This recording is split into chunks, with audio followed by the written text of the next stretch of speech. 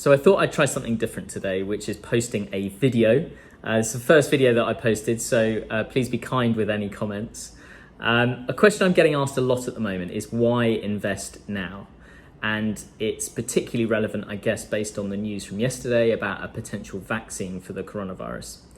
Now, the question itself for me is all about market timing, which is not a sensible approach for a long-term investment plan. I always think of three rules when it comes to investments. They're kind of like principles of investment, which will put you in a much stronger position when you're thinking about your long-term goals.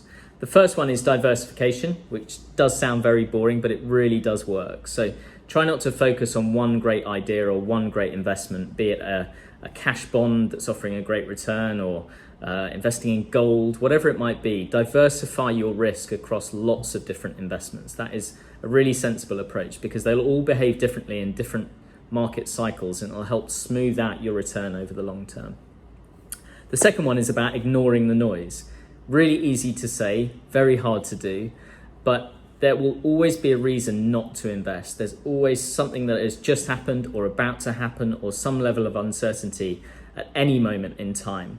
And there is always that indecision point where you're thinking, oh, should I make an investment or shouldn't I?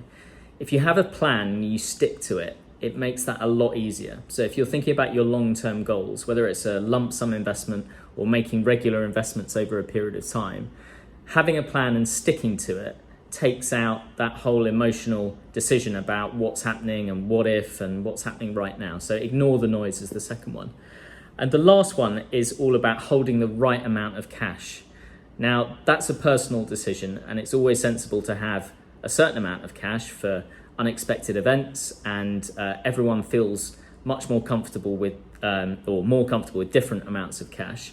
But thinking about how much cash you need short term versus what you really need over the long term and making sure you don't hold too much cash will protect the value of your portfolio and your wealth over the longer term, because cash is not a good asset to hold lots of amounts of it over the long term.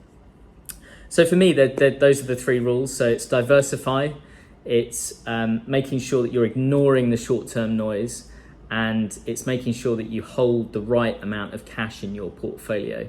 And thinking about your investment goals and your plan for the future is always thinking about where you want to get to, not what's happening in the news right now, which there is a lot of news happening right now.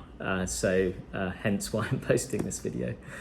Anyway, I hope that's given you some things to think about, and yeah, I'll enjoy your comments.